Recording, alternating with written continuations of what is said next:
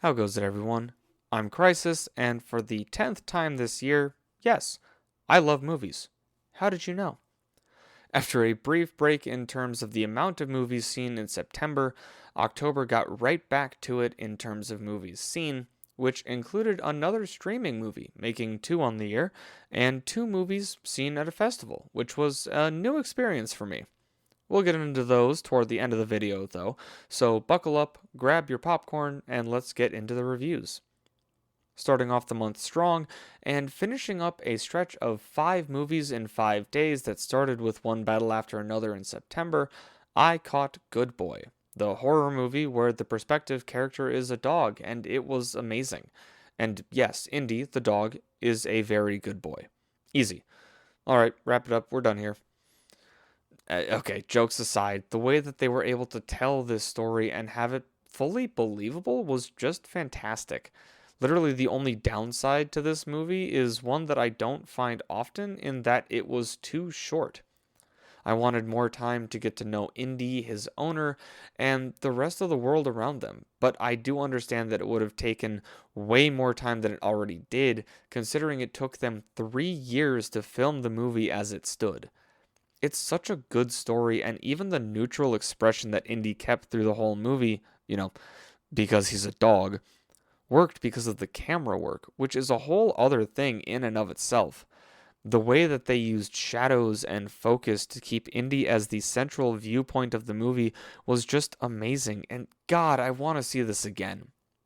Easily one of the best horror movies of the year, and no, that's not just because of the dog. That's a big factor, but not the whole reason, and it'll get an 11 out of 10, though that is mostly because of the dog. Following that was another strong movie where I saw The Smashing Machine, starring Dwayne Johnson and Emily Blunt. So, wait, hold on. There's a movie that exists starring Dwayne The Rock Johnson where he doesn't just play a slightly exaggerated version of himself? Shocker. For real though, this was an amazing movie from start to finish, and it was a great story of hitting rock bottom and working your way back up. Dwayne Johnson and Emily Blunt are great in their respective lead roles, and each of the supporting roles were played phenomenally as well. The pacing could have used some work at points, but having to tell a story that spans 4 years in just under 2 hours will cause the pacing to take a hit at points. However, with that being really my only gripe with the movie, it was fantastic overall, earning this smashing movie a 9 out of 10. Up next was Anemone, starring Daniel Day-Lewis and Sean Bean. No, wait, Sean Bon? Wait, shit, no, hold up. Sean Bean. There we go. This was certainly a movie of all time. I would say that I want to cut the filmmaker some slack here, given it's his debut film, but at the same time, it was just plain boring, and about 75% of the events of this movie serve no purpose to the story itself. It was just strangely put together, and most of the action was just Daniel Day-Lewis speaking to Sean Bean in some stationary position. Granted, the delivery that Day-Lewis gives is amazing, and it does hook you into the more emotional bits of his monologues, of which he has about 4 or 5 in the 2-hour runtime, but it was still just talking and nothing else. Overall, it was just a boring 2 hours spent watching people talk with random cuts to other locations, earning it a 3.5 out of 10. Following that up, late at night because of the damned Taylor Swift thing, was Coyotes, and I wish I had just gone to bed instead of watching this pile of trash. Like, I was expecting this to be bad, mostly because I only saw one trailer for it in theaters a couple weeks before it even released, but I didn't think it would be this bad. From the acting to the story to the reasoning behind why the Coyotes were attacking in the first place, this was a mess from start to finish. For the actual villain of the movie, the titular Coyotes, I spent more time questioning whether they were really bad CGI animals or AI generated animals the whole time, which just took me out of the movie whenever they showed up on screen. This felt like the first draft of a script someone made while stoned out of their mind and thought it was a good idea to take to a producer, which somehow ended up getting made. It just wasn't it from the get-go, and watching paint dry for an hour and a half would have been more productive than watching this. It gets a very poorly AI generated 1.5 out of 10, and damn, I just want to take a nap now. Up next was the first of 4 screen unscenes this month, featuring the latest Channing Tatum flick, Roofman. I swear, the more biopics I see, the more I like the genre, and this movie is no exception to that. A quirky story about one of the more nicer criminals in the history of the United States. This movie tells its story in a predictable way, yes, but it's also one that doesn't need to do anything wacky to get its story and message across. Channing Tatum does a great job in the lead role, with the supporting roles of Kirsten Dunst, Peter Dinklage, Lakeith Stanfield, and Juno Temple just bringing the story together in a really fun way. There was never any point where I was bored or uninterested in the movie, which, given some other drama/biopics from this year, and last actually, is an insane feat in and of itself. Honestly, the only real downside with this movie was the length, but even then, it wasn't so long as to be too much. Overall, it was just a really good movie, and one that I would probably watch again if I had the free time, so it'll get an 8 out of 10. Just under a week later, I walked into a showing of the latest Jared Leto-led movie, Tron Ares. And like I said earlier this year with the new Smurfs movie, there really are some IP that should just stay dead, and yes, in this instance, Tron is one of them. It's not that this entry was bad, necessarily, but it was missing the campiness that made the other 2 movies so enjoyable. The acting was so-so across the board. The story was your standard AI goes rogue stuff that's evident from the trailer. And while it is technically a sequel to 2010's Legacy, if you don't know anything about this universe, you're kinda okay-ish in that regard. I don't know, I just wasn't wowed by anything outside of maybe the fight choreography, but that was about it. I guess I was pleasantly surprised at how they managed to keep Jared Leto's acting restrained given his history with method acting, but even that was just kind of meh. I'll probably watch it again when the inevitable sequel comes out, but not before then. It's getting a 6 out of 10, and not even Jeff Bridges showing up can make that score go any higher. The next day, I walked into the next screen unseen, which turned out to be The Mastermind, starring Josh O'Connor, and boy was it not great. First off, Mastermind? More like Flatline, because that's about how I felt for the duration of this movie. When you spend roughly 1/3 of your movie in absolute silence with repetitive music, followed up by 2/3 of your movie being your main character on the run from really no visible threat, this is the kind of movie you put on to fall asleep to. I like to try to find at least one good thing in most of the bad movies that I've seen, but I'm failing to do even that with this film because there are just no redeeming qualities that I can even think of. The acting is subpar from the whole cast, the script leaves a lot to be desired, and the ending is just dumb. It's so stupid that it genuinely hurts to think about. I just don't know how this got released in the state that it did. I was almost falling asleep in my chair, and yeah, it's getting a 1.5, and I'm moving on from it. Luckily, the next movie was significantly better. Kiss of the Spider-Woman, starring Diego Luna, Tonatia, and Jennifer Lopez, who absolutely killed it. Easily the best musical I've seen this year, even if I have only seen 3 on-screen musicals this year. Kiss of the Spider-Woman also does well in its role as a political thriller of sorts. With catchy music typical of 1950s or 60s musicals, this movie seamlessly tells its 2 stories. The movie being described by Molina, and the story of information gathering, set in the dreary prison of 1983 Argentina. The juxtaposition of the prison with the almost obnoxiously bright colors of the movie world worked to differentiate the 2, even with the slight change in aspect ratios helping to aid the viewer. I have a mostly minor gripe with the story, but it's the same gripe I have with most historical fiction stories, but it's also one I can't get into without spoiling the whole movie, so I will just leave it at that. Other than that, though, everyone was perfectly cast, and each character brought their own vibe to the movie that fit in each scene, so it will get a beautiful 9 out of 10. Up next, in the process of getting caught up on the Predator franchise in preparation for Badlands, which releases in November, I watched Predator, Killer of Killers on Netflix, only the second streaming movie this year.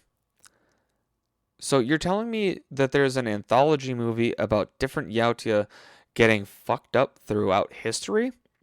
Sign me the hell up. While the acting was so-so, you're not really watching a Predator movie for the acting. You're watching it to watch these people fight giant aliens that they should have no chance of winning against, and damn it, this movie delivers in spades. The choice to animate on twos was a mistake, I think, for this movie, because the action that they show necessitates smooth, flowing bodies and weapons, but the choppy style of animating on twos negates that to a degree. That was really the only gripe I had with the movie, because damn near everything else was amazing. Easily one of the best movies in the series to this point, though that's not a very high bar, to be honest, and it will get a deserved 9 out of 10. The next day was the first of 3 doubleheaders for October, starting off with a new World War II movie from Angel Studios called Truth and Treason. While it's not a beautiful story, at least toward the end, the movie was very beautifully told, and I don't think I'll ever be able to look at Red Paper the same way again. Honestly though, if not for the subject material and some of the shown scenes, this movie could very well have been rated PG. It seemed very tame given everything that happened, always cutting away from any particularly gruesome shots and only showing the pain on characters' faces. It's one of those movies that will stick with you for a few hours after it's done, but will fade from memory after a week or so, despite the quality of the film itself. It is a tough watch, though, so I don't think I'll be ever willing to watch it again, joining Warfare, Bring Her Back, and The Long Walk in that category. It'll get an 8.5, and writing this, everything that happened is coming back to me, and damn, it's just making me sad all over again. So we're just going to move right along then. Ending that doubleheader, I took a 10-minute drive to head to a different theater in a different suburb to catch Black Phone 2 in Dolby Cinema, starring Mason Thames, Madeline McGraw, and Ethan Hawke. Man, I really have to stop seeing horror movies late at night, and Black Phone 2 is no exception to that. One of the few legitimately terrifying horror movies I've seen this year, or at least in recent memory, and an especially great horror movie sequel. This movie ratchets up the scare factor by a scale of at least 5 or 6. The tension was fantastic, the scares were damn near lethal, and the protagonist swap from the first movie to this one worked surprisingly well, given how much of a focus was put on Finney, Mason Thames' character, in the promotional material. The acting didn't seem like it was fully there at the start, but as soon as the movie shifts settings to the camp, everything gets turned up to 11 and everyone locks the fuck into their roles.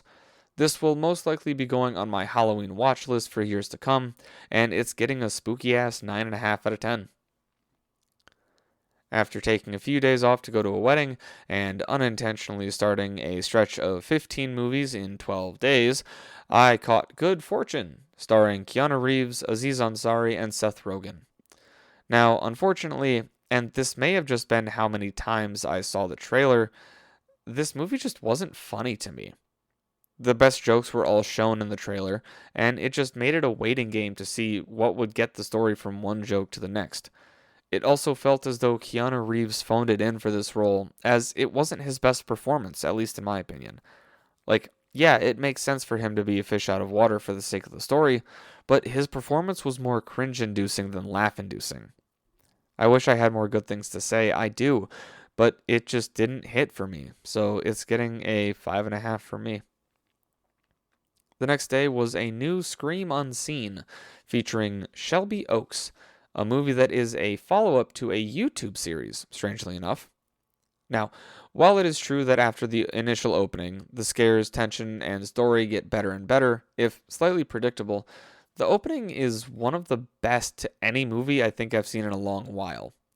Aside from that, though, this movie is one of those really good yet really forgettable horror movies that plays it super safe in terms of the story and the ideas behind it.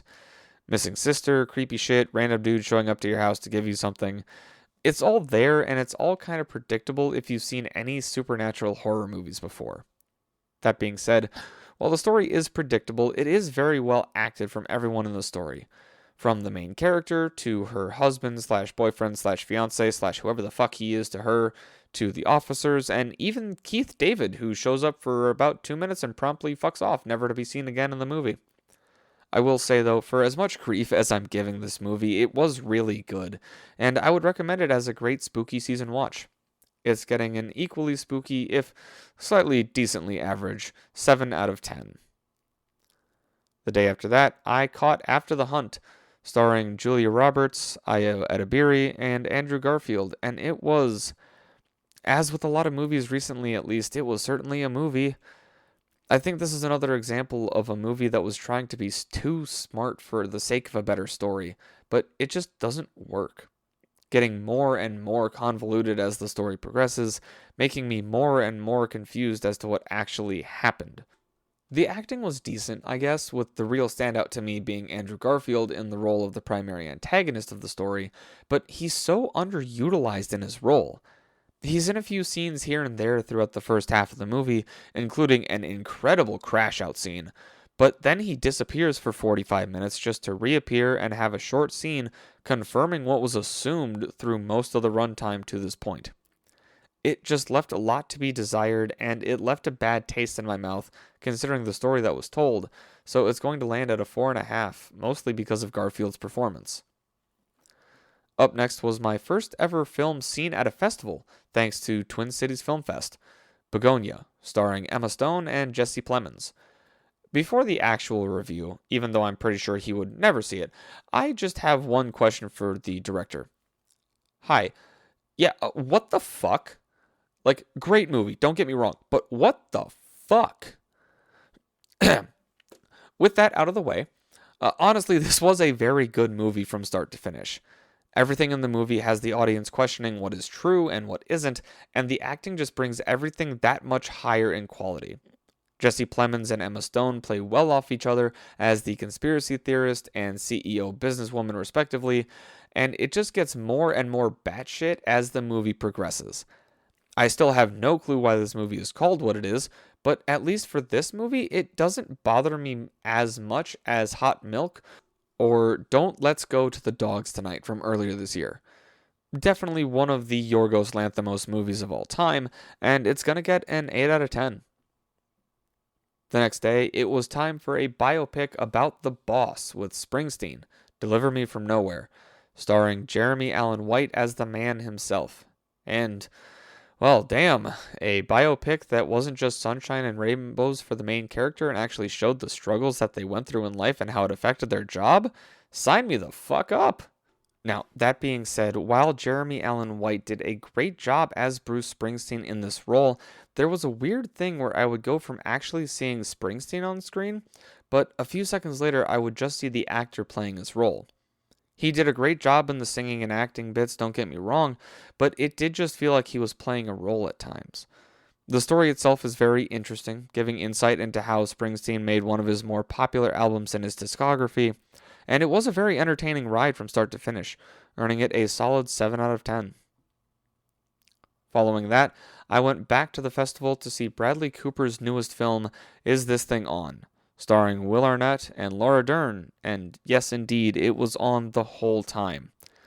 This has got to be one of the most depressing comedies I think I've ever seen, but holy shit was it a good one.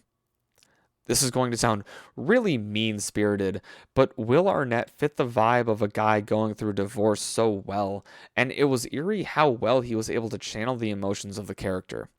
The awkward start to the stand-up act was great, and honestly, every time his character got up on stage, I was just waiting for the next bit to laugh at.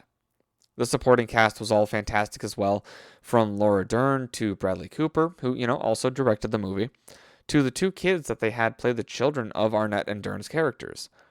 Honestly, this was just an overall fantastic movie, and one that I'm super glad I got to see. Plus, there were a lot of jokes and bits that weren't in the trailer, which made me really happy to see and hear for the first time. It's joining an elite club by earning the 8th 11 out of 10 of 2025. The following morning, I woke up and drove for about 20 minutes to see Guillermo del Toro's Frankenstein, starring Oscar Isaac, Jacob Elordi, Christoph Waltz, and Mia Goth, and it was amazing. First off, thank you Guillermo del Toro for still using practical effects and makeup for Frankenstein's creature in 2025. The story is your classic Frankenstein tale because, honestly, you can't improve on perfection. And as far as I can tell from post-watch research, this is also a faithful adaptation of the book, following the story structure to a T. And this is one of the few times where this kind of flashback-centric story structure works for me in a movie, mostly because it is still told chronologically, at least for the most part. The acting is phenomenal from everyone, elevated to new heights by Del Toro's directing, from Oscar Isaac as the title character, to Christoph Waltz as the generous benefactor, to honestly the biggest risk for me, Jacob Elordi as the creature. I'm so glad I got to see this in theaters, because plunking this on a streaming service for its life is a cruel fate for this absolute wonder of a movie. Back-to-back absolute bangers means this adaptation of the classic gains the 9th 11 for the year. Shortly after leaving the monster movie, I checked in to see Blue Moon, starring Ethan Hawke, Margaret Qualley, Bobby Cannavale, and Andrew Scott. Now, how is it that you can take an hour and 40-minute movie, roughly an hour 35 after taking the credits out, and have the character that talks the most be the most unlikable character in the whole movie? I understand that Lorenz Hart, at least in this version of his life, was an overzealous, overly talkative person, but it just came off as annoying and grating. I don't ever feel like I'm supposed to root for him in this movie, nor do I ever feel as though his stories are ever worth listening to, at least the ones he's verbally telling. The acting was fine, with Ethan Hawke bringing his best to the role, but other than that, everything felt phoned in and cheesy.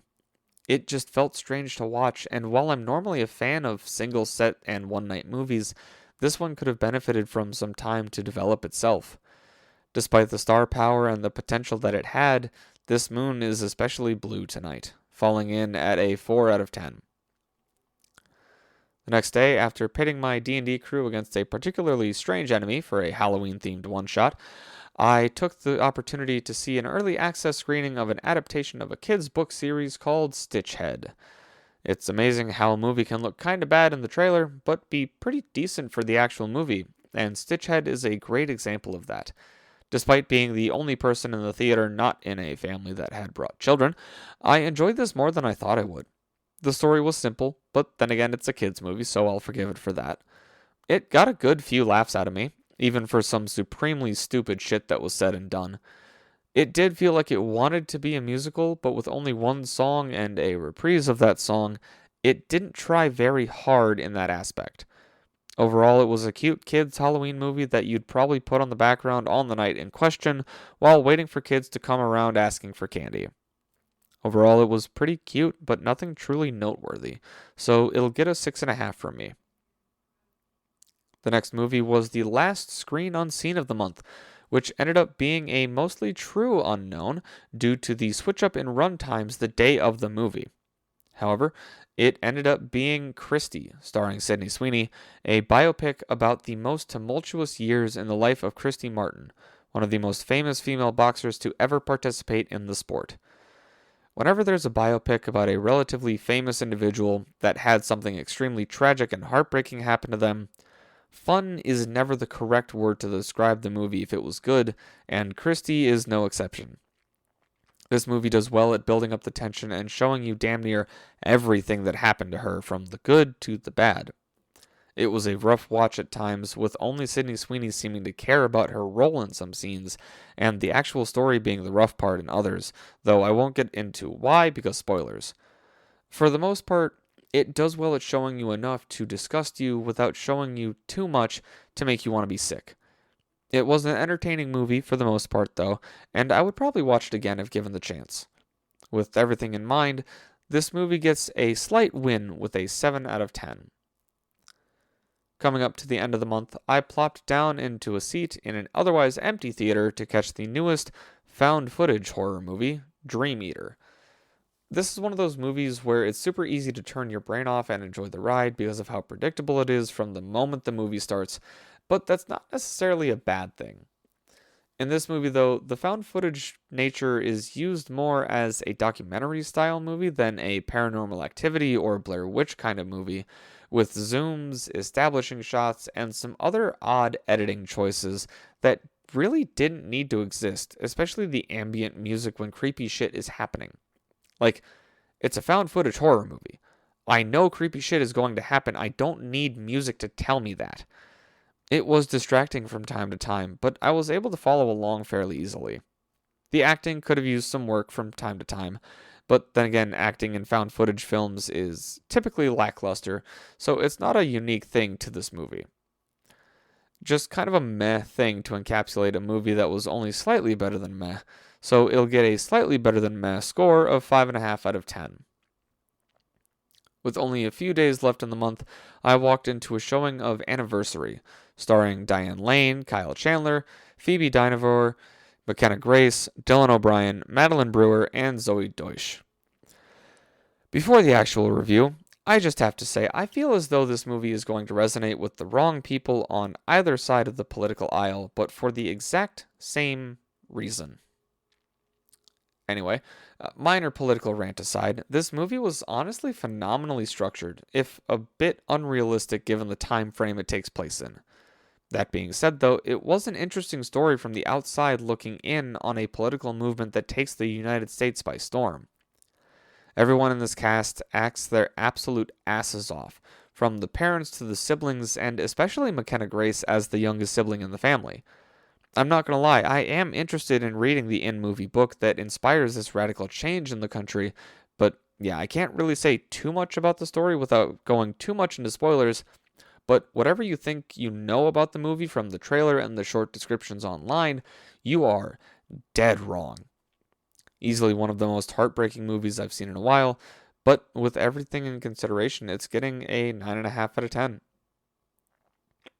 The day before the spooks, AMC hosted a double feature early access thingy for the next two movies on this watch list, Vincent Must Die and Hallow Road, the first of which will be reviewed now, the second of which will be reviewed right after. With regard to Vincent Must Die, I swear nothing annoys me more than when a movie creates rules for whatever weird shit is going on, and then proceeds to not follow those rules. Case in point, this movie, which breaks its own rules a lot. On a more technical level, the movie was pretty basic in its shot composition, its story, and a few other things, but those kind of go into spoiler territory, so I'm not going to go into them too much here. However, I do want to make note of the AI thing that they use to match the English dialogue to the lips of the characters and complain about this. Please, if you're going to do this, at least make it so that the emotion of the dialogue is more or less equivalent to the emotion shown in the characters. There were so many times when the voice I was hearing and the emotions I was seeing did not match at all, and it was just so annoying. I swear, I've heard better dubbing in worse anime, specifically ghost stories. Honestly, this movie was just very okay all around, so it's getting a 5 out of 10. For Hallow Road, this movie, holy shit, this was amazing. The tension, the dialogue, the realism behind every decision and event that happened, just, damn, it was great. Rosamund Pike and Matthew Rhys did absolutely phenomenal as the main couple in the film, and it was terrifying seeing how helpless they were in helping their daughter as she went through the events in the film. As short as it was, being only an hour and 20 minutes, it was the perfect length because trying to draw out the story any more than it was would have resulted in a lesser result, at least in my opinion. If you can, I'd highly recommend this to anyone looking for a nice, spooky thriller to end the spooky season, and it gets an 8 out of 10. Finally, Halloween night, I dropped into a therapy of sorts, seeing If I Had Legs, I'd Kick You, starring Rose Byrne, Conan O'Brien, and A$AP Rocky. This movie sits in such a strange place in my mind for a variety of reasons. On one hand, we have the acting. Each of the actors brings their all to the roles, and it's great. From Rose Byrne and Conan O'Brien, weirdly enough, to Christian Slater and A$AP Rocky, even more weirdly enough, even to the kid who we never fully see throughout the movie. On another hand, we have the story. which starts off normal enough, but then it spirals into near insanity and just keeps spiraling and spiraling until the credits roll. On yet another hand, we have the way that everything in the story is handled and none of it makes sense. But of course, I won't say why because of spoilers. And then on the final hand, the ending of the movie just makes no sense, happens way too quickly, and is too happy of an ending relative to everything that has happened in the film. Overall, it was just way too much of a movie, and one I don't think I'll be watching again. So it will be getting a barely passing grade with a 6.5. In the month of October, I saw a total of 26 movies for an average rating of 7, with a bunch of numbers behind the 7 that rounded to 7. I walked into 4 of them as screen unseens, those being Roofman, The Mastermind, Shelby Oaks, and Christy. I spent $73.69, nice, on tickets, with 30 of that being the 2 festival tickets. On the other hand, I saved an even $232, just over 3 times more than what I spent. Hey, this is amazing. Anywho, to give a brief recap of what I saw in order of quality, at least in my opinion, we have Good Boy, Is This Thing On, and Frankenstein all tied at 11, Black Phone 2 and Anniversary tied at 9.5, a 3-way tie between The Smashing Machine, Kiss of the Spider-Woman, and Predator Killer of Killers at 9, Truth and Treason standing alone at 8.5, 2 more 3-way ties with Roofman, Bugonia, and Hallow Road at 8, and Shelby Oaks, Springsteen, Deliver Me From Nowhere, and Christy at 7, Stitchhead and If I Had Legs I'd Kick You at 6.5, Tron Ares alone at 6, Good Fortune and Dream Eater tied at 5.5, Vincent Must Die standing alone at a 5, After the Hunt at 4.5, Blue Moon at 4, Anemone at 3.5, and finally a 2-way tie between Coyotes and the Mastermind at 1.5. As always, if there's any of these that you would like a full review of, let me know in the comments and I will try to get around to them. After the month of October, I have now seen a grand total of 190 movies throughout 2025, and I still have 25 on my list of stuff that I want to see. Will I get to all of them? Honestly, who knows, but I do know that I'm going to have to take a break sooner or later. But until that happens, I hope that you'll take an interest in some of these movies from the reviews and see what I saw. Until the next one, though, happy viewing!